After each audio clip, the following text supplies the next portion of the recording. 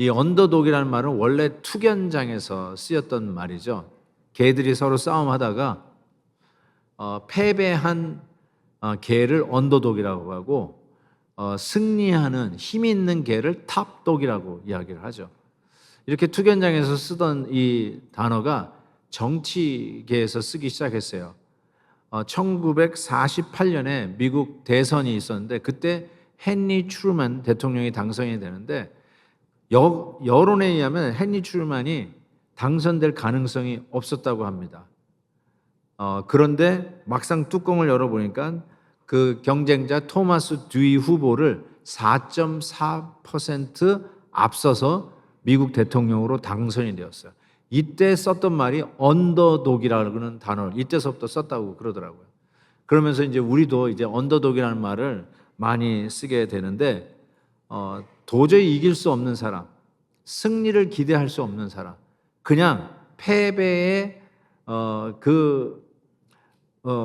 패배의 색이 짙은 사람, 이길 어떤 가능성이 없는 사람을 우리가 언더독이라 하는데 이 언더독이 우승할 때 언더독 효과가 나타난다는 거죠. 나도 할 수 있겠구나. 나는 하면 되는 일이 없었는데, 나는 맨날 꼴찌였는데, 누구도 나에게 뭔가에 대한 기대감이 없었는데 언더독이 해내는 걸 보면서 나에게 소망이 있고 나도 해볼 수 있다라고 하는 자신감이 생기는 것, 이게 언더독 효과가 아니겠습니까? 하나님은 가장 영적으로 어두웠다라고 이야기하는 이스라엘의 그 사사 시대에 12명의 사사를 통해서 그 어둠에서 이스라엘 백성들을 구원해내는 일을 하는데 이 사사들이 They are underdogs. 언더독이었어요. 최고의 엘리트들이 아니었어요. 최고 잘 나가는 사람들이 아니었어요. 언더독이었어요. 그들에게서 무슨 선한 것이 있을 수 있을까?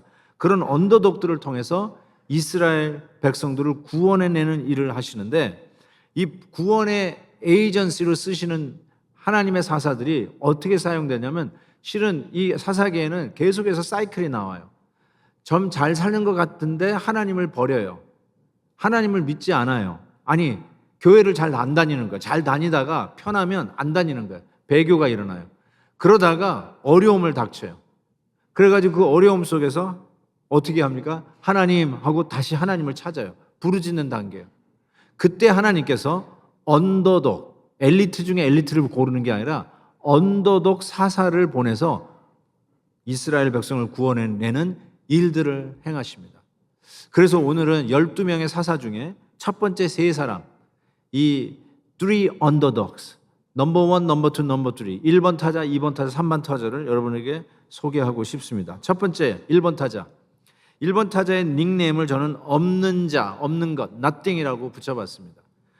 온니엘이라고 하는데 이 온니엘은 우리가 알다시피 갈렙의 동생의 아들이에요. 그러니까 조카가 되겠죠. 그래서 나중에 사위가 되죠. 이 12사사 중에 이 온니엘은 제가 생각하기에 가장 모범적이고 착한 사사였어요.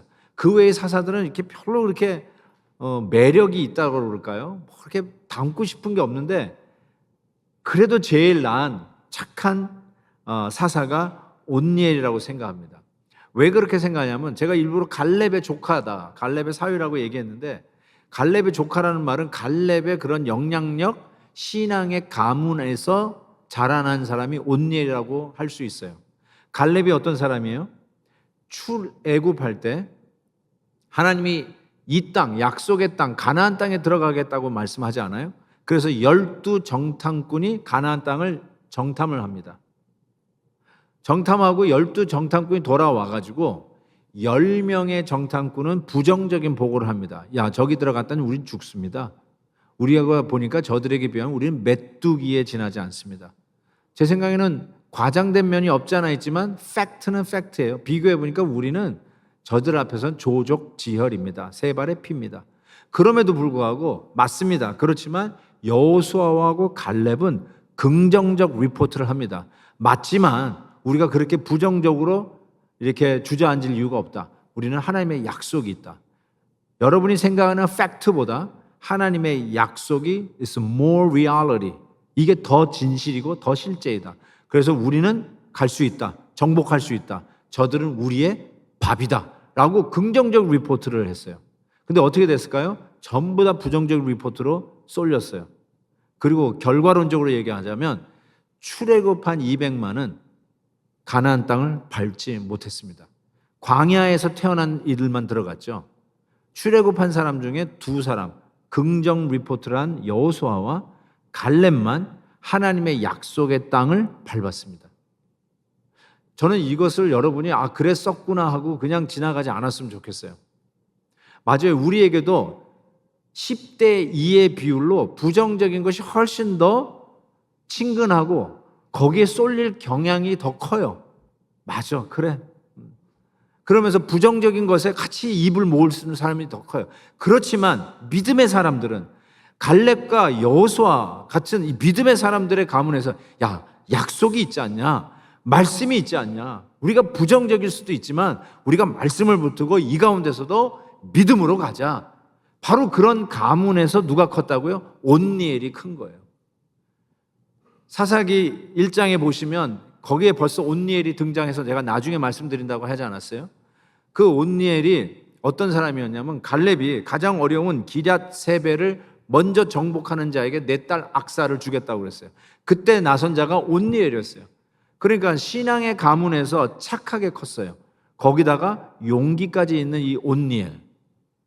근데 제가 왜 이 온니엘에게 nothing, 없는 자, 없는 것이라고 별명을 붙였는가? 정말 믿음 안에서 착하게 컸는데 이 세상은 사사기 시대와 같이 자기 소견에 옳은 대로 행하는 시대에는 착한 사람이 바보 취급당합니다.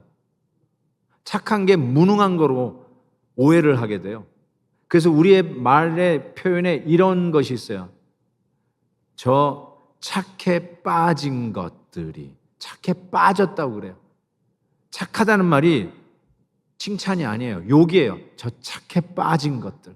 뭐예요? 결국 자기 밥도 챙겨 먹지 못한다. 지 앞가림도 못한다. 그냥 사람들이 공격하면 그냥 공격한 대로 받아치지도 못하고 그냥 받아내는 수밖에 없는 바보 멍청이가 착한 사람이에요. 믿음의 사람들이 그럴 때가 있어요. 믿음 때문에 뭐라고 그래도 그냥 참아내는 거예요. 근데 세상은 바보라고 그래요. He or she is nothing. They are nothing. We can do anything to them. They're not going to respond. They're not going to react. 이런 식의 반응이에요. They are nothing. 착한 게 욕이 되어버린 사사시대와 같은 것들. 그렇지만 여러분 성경을 잘 보세요. 착한 사람이 이깁니다. 부정적인 사람보다요. 착한 긍정 리포트한 두 사람이 가나안 땅을 밟아요. 머저리티가 가나안 땅에 가는 게 아니에요. 제발 여러분 어플라이 하세요. 믿음을 지키고 착한 길을 가는 사람이 세상에서는 nothing이라고 하는 사람이 결국은 가나안 땅을 밟아요. 성경은 이러한 이야기로 가득 차 있어요. 제가 한 가지만 말씀드리면 마태복음 13장에 씨 뿌리는 비유가 나와요. 너무나 잘 알아서 읽을 필요가 없을 정도인데 여기에 하나님의 말씀이 이렇게 뿌려질 때, 약속의 말씀이 뿌려질 때 네 종류의 마음의 밭이 있다는 거예요. 여러분이 오늘도 지금 약속의 말씀을 지금 씨 뿌리듯이 뿌리고 있는 이런 때 여러분은 네 가지 종류의 마음밭 중에 하나일 거예요. 그런데 첫 번째 마음밭이 뭐냐면 길가에 뿌려진 씨라고 그랬어요. 그런데 길가에 뿌려진 거는 악한 자에게 있어서 그 씨앗이 그냥 빼앗깁니다. 그러니까 이 말씀을 들을 때 그냥 졸린 거예요. 안 들려요. 그냥 오늘 피곤한데 가서 자자. 에어컨 시원하게 나오는데 없나? 그리고 자는 거예요. 저는 어떻게든 여러분을 안 재우려고 최선을 다합니다. 그래서 저는 영상 같은 것도 보여주는 거예요. 잠 깼었죠. 그렇죠? 갑자기 뭐 영상 나오니까 잠 깼죠. 최선을 다하는 거예요. 여러분 주무시지 마세요. 말씀을 들을 때 뺏기지 마세요. 두 번째, 얕은 돌밭이라고 하는 마음밭이 있어요. 그거는 오늘 말씀을 들을 때 말씀이 닿아요. 좋네. 좋은 말씀이네. 라는 생각이 들어요. 그런데 나가면서 기분 나쁜 사람을 만났다. 나한테 이상한 이야기를 한 사람을 만났다. 그러면서 마음이 확 상해버려요. 그래가지고 말씀을 받았는데 은혜는 받았는데 로비를 통과하면서 코르티아드에 가면서 믿음을 쏟아버리는 사람이 있어요. 뺏긴 거예요. 세 번째, 가시떨기에 또 마음에 이 씨앗이, 말씀의 씨앗이 떨어지는 사람이 있대요. 이 가시떨기에 떨어졌는데 가시떨기에서는 세상의 염려와 재물의 유혹 때문에 열매를 못 맺는 거예요. 사사시대에 그 표현들을 하면 자기 소견에 옳은 대로 행하는 가시가 말씀을 받고 조금 자라요. 그래서 인정도 받아요. 교회에서 집사라고 하는 타이틀도 얻어요. 믿음 있는 것 같아요. 그런데 세상의 염려라고 하는 가시, 재물의 유혹이라고 하는 가시, 자기 속에는 옳은 대로 행하는 이 가시가 결국은 찔러서 기운을 빼버리니까 열매를 막 맺어야 되는데 결국은 열매를 못 맺고 떨어지는 거죠. 너무 아쉬운 거예요. 10명의 부정적 리포트를 하는 정탐꾼에 뛰어든 거죠. 이 2명에 안 들어가는 거예요. 머저리티에 가지 마세요. 넓은 길로 가지 마세요. 신앙의 길은 좁은 길이라고 했어요. 믿음의 길은 좁은 길이에요. 자, 여러분 4가지 종류의 밭 중에 3가지, 4분의 3이 대부분이라는 거죠. 근데 4분의 1에 해당하는 밭은 좋은 밭이라고 얘기했어요. Good soil. Just like Othniel was a good guy. This soil is a good soil. 좋은 밭에 말씀이 떨어졌어요. 좋은 밭에 말씀이 떨어졌다는 말은 무슨 말인가 했더니 말씀을 듣고 깨달았다. 깨달았단 말은 단순히 understanding 했다는 뜻이 아니에요. 말씀을 듣고 순종했다. 순종했더니 팩트는 부정이다. 우리는 메뚜기에 지나지 않는다. 들어가면 죽는다. Maybe that's the fact. 그런데 말씀을 듣고 약속의 말씀이 That's our reality. 그걸 듣고 순종하고 들어가는 거죠. 순종한 자들이 결국은 그 땅을 밟았다고 했잖아요. 그런데 이거를 뭐라고 표현하면 30배, 60배, 100배의 열매를 거두게 돼요. 상상을 초월하는 열매를 얻게 된다는 거예요. 사랑하는 우리 성도 여러분, 우리가 믿음을 지킬 때 세상에서는 바보라고 하고요. 믿음의 정도로 갈 때는 you are nothing이라고 그래요. 가만히 있는다고 힘도 없는 줄 알아요. 그런데 우리는 믿음을 지키면서 가는 거예요. 부정적인 사람이 머저리티가 안 된다, 죽는다, 우린 메뚜기다 그런 말을 하더라도 no, 우리는 하나님의 약속을 받은 자다. 저 땅은 하나님이 우리에게 주신 땅이다. 저들은 우리의 밥이다 하면서 믿음의 길을 가는 자들은 바보이고 아무것도 아닌 것 같지만 실은 그 믿음의 길이 30배, 60, 100배의 열매를 맺는 주인공들이라는 거예요. 그 이야기가 성경을 가득 차 있지 않습니까? 그리고 나서 하고 뭐라고 했냐면 마태복음 13장에 이런 말씀이 있어요. 귀 있는 자는 들으라. 귀 있는 자는 들으라. 4분의 3은 또 안 들을 거예요. 그렇지만 4분의 1 I pray that you are that quarter. 그 4분의 1은 please 이 말씀을 들으세요. 바보 취급당한다고요? 그 자들이 실은 열매를 맺는 자들이에요. 말씀을 우직하게 믿고 가는 정도를 가는 자가 결국은 30배, 60배, 100배의 열매를 맺는 줄 믿습니다. 자, 언더독 2번 타자. 그는 멸시받는 자 혹은 despise 이렇게 표현했어요. 애훗이 등장합니다. 역시 또 이 vicious cycle, 악순환이 돌아요.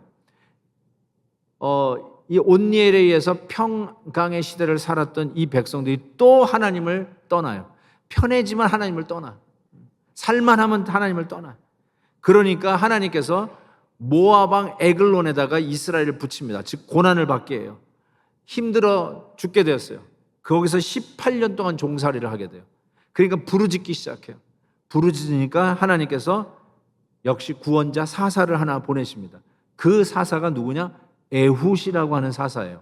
이 에훗 때문에 이스라엘을 구원해내고 80년이라고 하는 태평세월을 허락하십니다.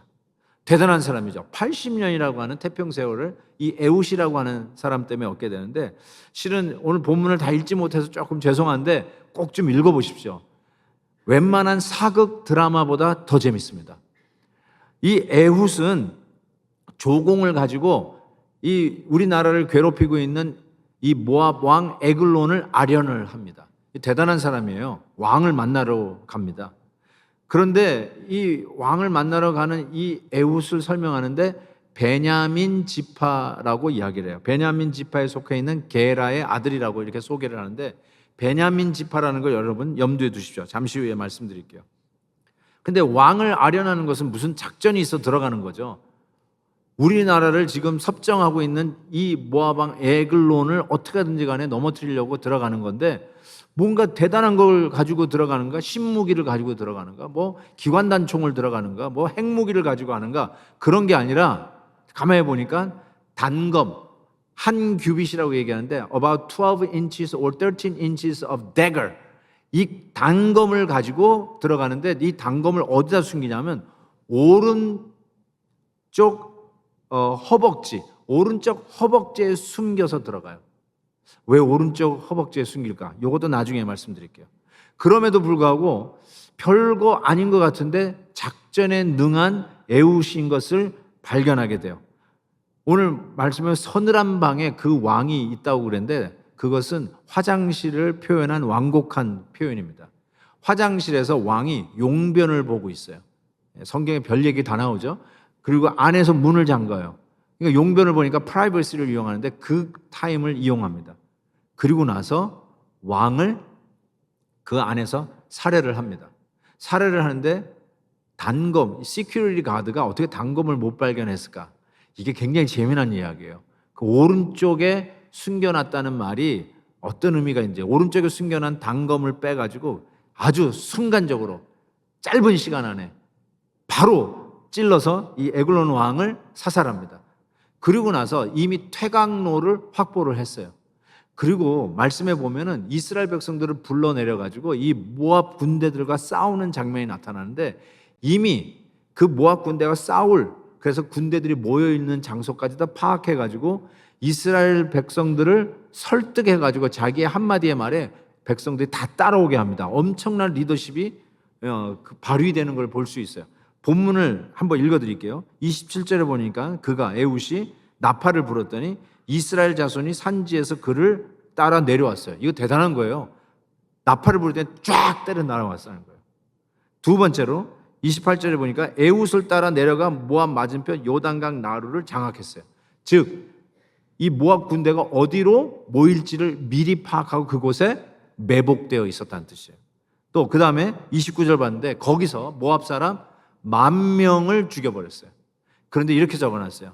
쫄병을 죽인 게 아니에요. 오합지졸의 인간들을 죽인 게 아니라 모두 장수요, 모두 용사라. 한 사람도 도망하지 못하였더라. 대단한 군사 전략가였어요. 한 사람이 이 일들을 해내는데 와, 대단한 사람이다. 그런데 성경은 그의 신체적인 조건을 설명하고 있어요. 보니까 에웃은 왼손잡이더라 라고 적고 있어요. 아하, 여러분, 오른손잡이는 칼을 왼쪽에 차게 돼 있어요. 왼쪽에서 뽑잖아요. 그런데 왜 오른쪽 허벅지에 단검을 숨겼는가? 왼손잡이였어요. 시큐리티 가드가 왼손잡이를 생각하지 못했어요. 왜 그러냐면 이 왼손잡이라는 말이 제가 히브리어로 썼는데요. 좀 아는 척 하려고 히브리어도 썼습니다. 그런데 잘 보세요. 저거를 왼손잡이가 어떤 뜻이냐면 문자적으로 첫 번째 히브리어는 반대로 읽는 거니까요. 첫 번째 나온 거예요. 그러니까 가장 여러분의 오른쪽에 있는 히브리어. 그 말이 restricted, limited, handicap 그런 뜻이에요. 그래서 그 다음에 나오는 야드라고 하는 단어가 있어요. 야드, 가운데 있는 단어. 그거는 왼손이 아니라 오른손이라는 뜻이에요. 오른손. 왼손이라는 말은 저게 없어요. 단어에. 근데 우리는 왼손잡이라고 번역을 했는데 그 문자적으로 말은 오른쪽이 제한된 사람, 오른쪽이 불편한 사람. hinder and restrict in a right hand. 그런 의미예요. 문자적으로. 그러니까 오른손이 불편한 사람, 오른손을 못 쓰는 사람. 누굴까요? 오른쪽을 못 쓰는 장애인이었어요. 장애인이었을 확률이 농후합니다. 그래서 오른쪽을 못 쓰는 장애인이 왕을 아련하고 어때니까 별로 가드들이 점검을 안 하고 그리고 뭔가 칼을 다 숨기고 간다면 왼쪽에 다 차잖아요. 왼쪽에 보니까 아무것도 없으니까 오른쪽 허벅지에 숨겨간 칼을 볼 수가 없었어요. 기대도 못했어요. 그래서 숨겨가지고 들어간 거예요. 재밌죠? 이렇게 얘기하니까. 이렇게 되는데 저는 이 오른쪽이라는 말이 이런 표현이 왼손잡이라는 말이 이런 뜻 같아요. 요즘 같으면 뭐 야구에서 자완투수 나오면 요즘 자완투수가 더 귀하다고 하잖아요. 그렇지만 이 왼손잡이라는 말이 영어로 이런 게 있어요. dexterous라는 이 영어가 민첩하다는 표현을 쓰잖아요. 근데 이게 원래 오른손잡이라는 뜻이에요. 라틴어가 이 오른손잡이를 dexterous라는 단어를 써요. 그렇다면 왼손잡이라는 말은 무슨 뜻일까요? 민첩하지 못하다는 뜻이에요. 접시를 닦다가 떨어뜨려 깼어요. 그러면 뭐라고 얘기하는 줄 아세요? 어휴, 저 왼손잡이. 이렇게 얘기해요. 왜요? 민첩하지 못하다는 거예요. 떨떨하다는 거예요. 일을 제대로 하지 못한다는 거예요. 실력이 없다는 거예요. 항상 모든 일에 1등을 하지 못하고 뒤처진다는 뜻이에요. 그때 하는 말이 뭐라고요? 왼손잡이에요. 결국은 이 왼손잡이라는 말이 어떨 때 쓰냐면 장애인들을 향해서 쓰는 말이에요. 부족하잖아요. 잘 못하잖아요. 그때 하는 말이 어휴, 저 왼손잡이. 그래서 여기에서 왼손잡이도 한번 손 들어보세요. 왼손잡이. 열심히 드네. 뭐 이렇게 크게 들어. 네. 자, 왼손잡이들. 근데 왼손잡이였는데 오른손을 쓰는 사람들. 그렇죠. 많죠. 왜 오른손을 썼을까요? 부모님이 왼손 쓰는 여러분에게 야단을 쳤어요. 야, 왼손 쓰지 마. 왼손으로 밥을 먹으면 오른손 쓰라고 부모님이 가르쳐줘요. 왜 그럴까요? 우리 시대, 여러분 부모님 시대에도 왼손잡이라는 말이 욕이었어요. 똑똑하지 못하다는 뜻이에요. 유별나다는 소리예요. 왜 티가 나느냐? 부족하다는 뜻이에요. 정확하게 왼손잡이는 핸디캡을 향해서 부르는 말이었어요. 에웃은 장애인이었어요. 오른팔을 쓸 수 없는 장애인이었어요. 근데 하나님께서 이 엄청난 일들을 지금 방금 여러분에게 설명했던 이 엄청난 군사 전략으로 모압의 장수들, 용사들 10,000명을 제거하는 혁혁한 공을 세우고 저들에게서부터 구원해내어 80년의 평강의 세월을 이 에훗, 핸디캡, 장애인을 통해서 이루어내셨다는 거예요. 이것이 하나님의 방법이에요. 언더독을 사용하시는 하나님의 방법이에요. 그래서 고린도 후서 12장에 이런 말씀이 있어요. 나의 연약한 것들에 대하여 자랑하리니. 사도 바울이 하는 말이에요. 사도 바울도 장애인이었어요. 앞을 못 보는 눈의 시각의 장애자였어요. 앞을 못 봤어요. 그래서 대피를 하는 자들이 사도 바울 서신을 쓴 거 아시죠? 나의 여러 약한 것들에 대하여 자랑한다고 그랬어요. 그런데 왜 자기 약한 걸 자랑하느냐? 이건 여태까지 숨겼잖아요. 수치였잖아요. 왼손만 써도 야단 맞으면서 오른손 쓰라고 배웠잖아요. 그런데 왜 이걸 자랑하느냐? 그 나의 약한 것이 그리스도의 능력이 내게 머물게 되는 통로였다는 걸 깨달은 거예요. 그래서 사도 바울 뭐라고 하냐면 내가 그리스도를 위하여 약한 것들, 능욕, 궁핍, 박해, 공고를 기뻐한다라고 했어요. 여러분, 박해가 기뻐할 일은 아니지만 이런 연약함과 어려운 상황을 통해서 하나님의 능력이 나에게 임하는 통로가 되는 것을 깨닫고 나니까 이제 하나님이 역사하시는 기회이다 라고 생각하고 기뻐했다는 거예요. 그래서 나는 약할 그때에 강함이다 라고 이야기를 하는 것이죠. 저는 이 말씀을 생각하면서 한 분이 떠올랐어요. 세계 최초로 시각장애인으로서 대학 총장이 되셨던 이재서 박사님이세요. 작년에 우리 교회 신학 강좌 할 때 우리 장애인 신학으로 신학 강좌를 열을 때 그때 강사로 오셨던 우리 이재서 박사님. 여러분이 잘 아시겠지만 그분은 15살에 도중 장애를 얻습니다. 태어나면서부터 실명이 아니라 도중에 보셨다가 시력을 잃어버리게 됩니다. 이게 얼마나 더 큰 힘든 일인지는 아마 우리가 짐작할 수 있을 것 같습니다. 우리 한국말에 눈이 99냥이라고 그랬어요. 눈이 99예요. 100 중에 99. 그런데 그 눈을 잃어버리신 거예요. 그래서 절망하고 자살도 시도하셨어요. 그러다가 죽는 이유라도 내가 써놔야 되겠다 해서 점자를 배우기 위해서 맹학교를 들어가셨어요. 맹학교에서 예수님을 만납니다. 그리고 나서 99를 잃어버렸지만 남은 1%에 집중하겠다 하고 공부를 시작하십니다. 총신 나오시고 미국으로 유학 오셨는데 우리 고향 필라델피아로 유학 오셨어요. 그곳에서 템플 대학에서 석사하시고 뉴저지 러커스 대학에서 박사학위를 하십니다. 그때 제가 뉴저지에 있는 한 교회에 우리 박사님하고 같이 한 교회를 다녔어요. 그때 30대 초반이셨을 것 같은데 그때 미랄이라고 하는 장애인 선교 단체를 만드셨어요. 미국에서 먼저 만들었어요. 그걸 만들어서 시작하셔서 지금 30년 이 미랄이 미주뿐 아니라 유럽, 한국 정말 세계에 이런 장애인 사역을 위해서 엄청나게 하나님이 일하시는 지난 30년 동안 얼마나 이 귀한 미랄을 사용하시는 몰라요. 저희 교회도 미랄이 매주마다 모이고 있지 않습니까? 그래서 지금은 세계 미랄 총재로 일하고 계시고 이러한 우리 이재서 박사님을 총신대에서 세계 최초로 아직도 전무이지만 전후도 아직은 없어요. 세계 최초 시각장애인으로서 총장으로 섬기시고 올해인가요? 작년에 아주 명예롭게 은퇴를 하셨습니다. 저는 그 이재서 박사님의 책을 여러분에 소개하고 싶은데 내게 남은 1%의 가치라고 하는 저 책에서 그 99를 잃어버려도 하나님이 주신 1% 남겨놓은 1%로 내 삶을 하나님 앞에 드렸을 때 총장으로 세계 미랄의 총재로 쓰고 계시는 것을 여러분이 볼 것이에요. 그리고 제가 한번 여러분에게 소개했던 책인데 아름다움은 마음의 눈으로 보인다라는 이 책인데 얼마나 힘들었을까요? 눈을 잃어버리셨을 때. 그때 이런 표현을 해서 이 고난은 도대체 왜 이 고난이 왔는지 모르겠다. 그래서 자살까지 시도도 하셨지만 그럼에도 불구하고 이 고난이 왜 왔는지는 설명은 나중에 오더라라고 하면서 이런 유명한 말을 남기셨어요. 고난은 이메일로 오지만 설명서는 배를 타고 옵니다. 그 이재서 박사님이 오늘 이 시간 예배 시간에 같이 오셨어요. 죄송하지만 이재서 박사님, 사모님 잠깐 자리에서 일어나 주실 수 있을까요? 네, 감사합니다. 네, 감사합니다.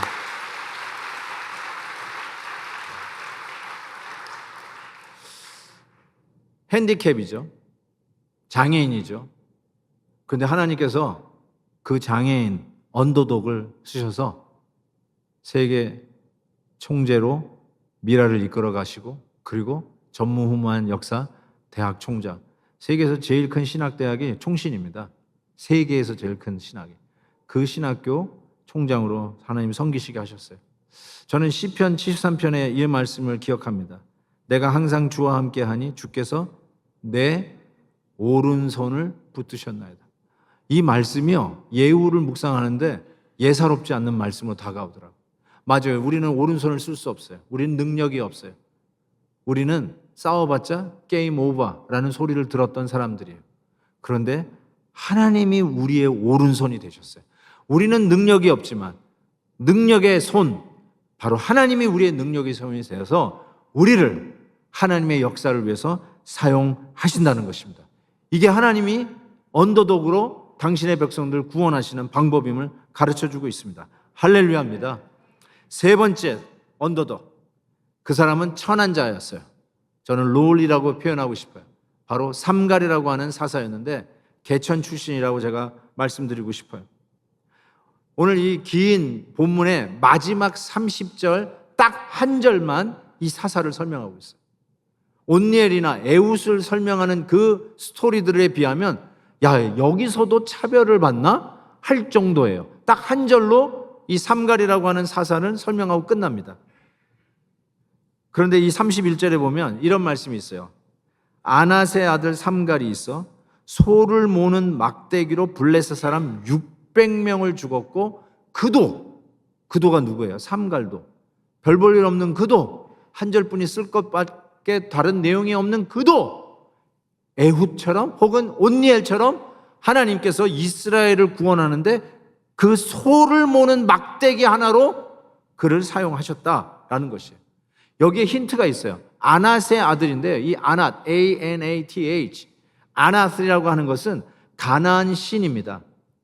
아주 잡스러운 사이비 신이에요. 섹스의 신이고요. 전쟁의 신이라고 부르는 이방 신이에요. 그러니까 여러분, 이 이방 신의 이름으로 자기의 이름을 지었다? 이게 무슨 뜻일까요? 이방 사람이라는 뜻이에요. 여러분이 아무리 믿음이 없고 교회를 겨우 다닌다 할지라도 여러분이 아들을 낳는데 그 아들의 이름을 바알 신, 아세라 신이라고 이름은 붙이지 않을 거 아니에요. 그렇죠? 달걀 귀신. 아니 아들을 낳고 그렇게 이름 붙일 사람이 어디 있어요? 근데 실은 그렇게 붙인 거예요. 아낫. 그러니까 아낫의 아들 삼갈이니까 삼갈은 100% 이방인입니다. 유대인이 아니에요. 이스라엘을 구원해내는 유대인 성골 출신이 아니에요. 이방인 출신이에요. 거기다가 소를 모는 막대기예요. 에웃은 단검, 칼이라도 있었죠. 이 친구는 막대기로. 그러니까 막대기는 그의 어떤 직업이 아닌가. 목동이었거나 겨우 농사를 짓는, 그 소를 모는 농사 짓는 일을 할 정도로 천한 자였다라고 이야기할 수 있어요. 쉽게 해서 개천 출신이에요. 우리가 이런 표현을 쓰잖아요. 개천에서 용난다. 저희 부모님 세대는 개천에 용난다는 말을 가끔 했어요. 지방에서 서울로 올라와서 유학하면 개천에서 용났다. 이런 표현 썼어요. 근데 요즘은 개천에서 용 안 나온대요. 이번에 내가 보니까요. 흑수저가 명문대 진학하지 못할 확률 최소 70%라는 조사를 보았습니다. 못 들어간다는 거예요. 이제는 흑수저들이 명문대 못 들어간다는 거예요. 그런데 삼갈은 개천에서 용난다는 말의 결정판입니다. 끝판왕이에요. 들어간 거예요. 명문대 간 거예요. 존귀하게 쓴 거예요. 하나님이 개천에서 소나 몰고 있는 이름 없는, 그것도 이방인 삼갈을 하나님께서 이스라엘 백성들을 구원해는 사사로 쓰셨다는 것입니다. 저와 여러분은 어떤 의미에서는 이방인이에요. 당연하죠. 이 미국 땅에 사는 이방인이죠. 아무리 영어를 잘해도 우리는 이방인입니다. 그런 광고도 봤어요. 여기서 태어난 우리 2세인데 미국 사람이 묻는 거예요. Where are you from? I'm from Orange County. 그랬더니 뭐라고 그래요? No, not that. Where are you from originally? 그러더래요. 그게 우리 아이들이 듣는 질문이에요. 여기서 컸어도. 왜요? 영원한 이방인이에요. 어떻게 하겠어요? 맞아요. 우리도 이방인이에요. 그런데 그런 이방인을 하나님이 그 언더독을 사용하신다니까요. 한 주인이 물찌개를 지고 하나는 금이 안 간 항아리에 물을 담고 또 하나는 금이 간 항아리에 물을 담고 우물가에서 집으로 나르는 거예요. 근데 집에 도착할 쯤 되면은 금이 간 항아리에 물이 다 새서 거의 빈 항아리가 되어 있는 거예요. 그런데 늘 이 주인은 꼭 이 금간 항아리를 같이 물을 담아서 싣고 집에 오는 거예요. 그래서 이 금간 항아리가 너무 주인에게 미안한 거예요. 자기는 이렇게 좀 실적이 없는 거예요. 나는 물이 다 새가지고 별로 필요도 없는데 왜 저를 자꾸 싣고 다니면서 물을 담아가는지. 그러면서 저 싣지 말라고 그랬더니 이 주인이 내가 안다. 알고도 그렇게 하는 거라는 거예요.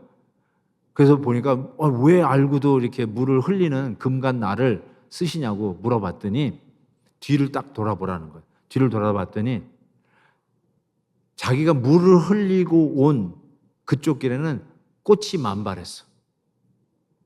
그런데 물이 안 새는 항아리 쪽은 다 말라버려 있어. 너는 물이 샜지만 지나가는 사람에게 이 꽃을 피우는 이 거리에 아름다움과 즐거움과 기쁨을 주기 위해서 내가 새는 거 알지만 네 금간 항아리를 계속 물을 담아서 지고 다닌다는 거예요. 야, 이 얘기를 들으니까 저희 교회에 꽃밭이 생각이 났어요. 여러분 예배 드리러 오실 때 저 예쁜 꽃밭을 보고 오셨는지요? 저 꽃이 활짝 펴져 있을 때 우리의 마음이 즐겁게 웃는 거 발견하지 않는지요? 얼굴에 파한대소하면서 야, 이렇게 이쁜 꽃이 있구나. 어쩌면 우리가 오늘 받을 은혜를 기대하고 미리 우리를 맞이하고 있는 오늘의 안내원이 저 꽃들이 아닌가. 제가 오늘 오죽하면 달맞이 꽃이라고 하는 칼럼까지 썼을까요? 달맞이 꽃은 여러분 본당 나가시면서 왼편에 있어요. 왼편에. 이쪽에 오시는 거 말고 요 왼편에 그 달맞이 꽃을 보시기를 바라요. 여러분 이 꽃이 어떻게 여기 있을까요? 이름 없는 한 성도가 늘 여러분 안 계실 때 주중에 나와서 저 화단을 꾸밉니다. 이 집사님이 오늘 전화가 왔는데 병원에 입원해 있는 거예요. 어떻게 제가 갈까요? 그랬더니 아니래요. 전화로 기도해달래. 그러면서 기도해줬더니 지난 주일날 나셔가지고 오셨어요. 예배에 참석. 여기 계셨는지도 모르겠어요 지금. 근데 이 집사님이 저 화단을 꾸미면서 얼마나 힘드셨겠어요. 이 중노동이에요. 아내 되시는 권사님하고 늘 나와가지고 저 화단을 꾸며요. 성도님들이 예배 드리러 오면서 저 꽃 보고 기쁨으로 예배를 드리라고. 어쩌면 저 화단을 꾸미면서 몸이 아파가지고 입원까지 한 그 집사님이 이 금이 간 항아리와 같다는 생각이 들었어요. 나같이 연약하고 지금 80이 되신 우리 집사님이신데 그럼에도 불구하고 건강히 주실 동안 내가 하는 일이 저 원예 꽃들 다두는 거니까 우리 성도들이 오면은 기쁨으로 예배 드릴 수 있도록 저 화단을 제가 꾸미겠습니다. 얼마나 감사한지요. 여러분 오시면서 저 꽃도 못 본 사람이 있다면 그분은 사람이라고 제가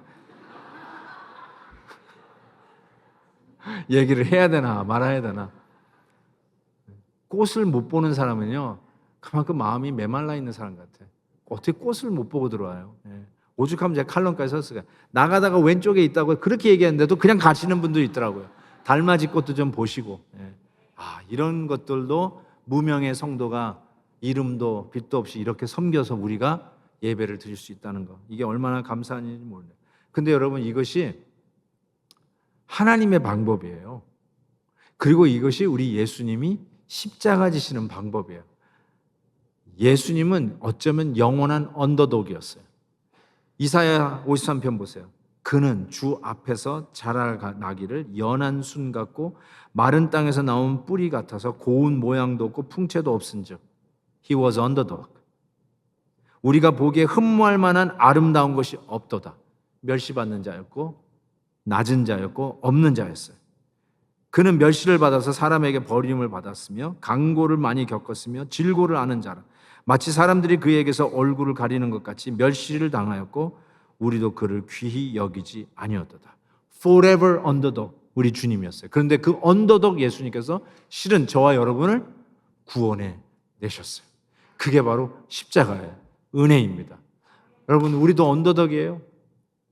이방 땅에 와서 사는 이민자이기 때문에 언더독일 뿐만 아니라 여러분이 그렇게 자신이 있다 생각하는 것, 나는 그래도 top of the class다 라고 생각하는 거 있잖아요. 정말 미국에 오니까 잘난 분들은 여기 나와 있는 것 같아요.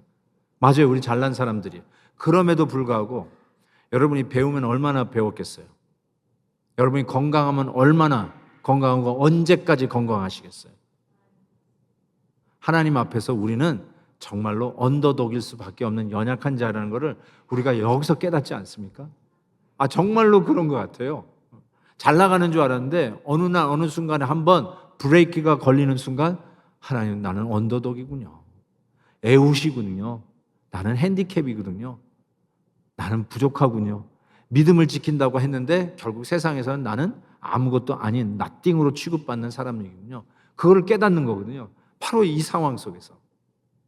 그렇지만 하나님이 그것이 우리가 믿음 있는 자들이 하나님이 쓰시는 방법이라고 가르쳐 주신 거죠. 그래서 고린도전서 1장 27절 하나님은 미련한 것, 약한 것을 택하사 강한 것을 부끄럽게 하신대요. 이게 하나님의 방법이에요. 그리고 잘 보세요.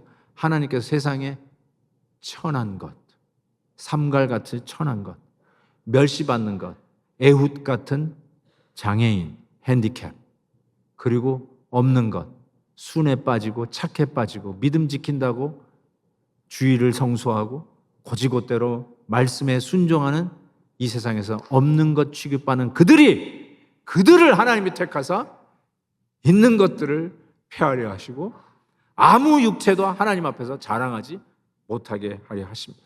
이게 하나님이 하시는 방법. 차이나 인랜드 미션이라고 중국 내지 선교회를 시작하신 영국의 허드슨 테일러 선교사님, 아마 많이 들어보셔서 아실 거예요. 그 당시에 사람들이 하나님이 쓰시는 가장 위대한 종이라고 하는 칭찬을 받았어요. 그래서 BBC 기자들이 이런 평가를 받고 계시는데 What do you think about that? 어떻게 생각하시냐고 물었을 때 그가 이렇게 대답을 했어요. 저의 말로 의역을 하고 영어로 편하신 분 영어로 보십시오. 하나님은 하나님의 일을 이렇게 하십니다. 하나님이 나를 선택한 이유는 내가 약하기 때문입니다. 하나님은 특별 그룹을 통해 위대한 일을 행하시지 않습니다. 하나님은 누군가를 Look at this. 작게 그리고 입 다물게 만든 한참 후, 제가 이게 한국말이 짧아서요 더 표현이 안 돼요. 작게 그리고 입 다물게 만든 한참 후 to be quiet enough and little enough. To be quiet enough and to be little enough. 그렇게 한 후에야 하나님은 나 같은 자를 택하여 사용하십니다. 이렇게 얘기했어요. 그런 자를 찾았는데 나를 발견하시고 나를 쓰셨다는 거예요. To be quiet enough and little enough.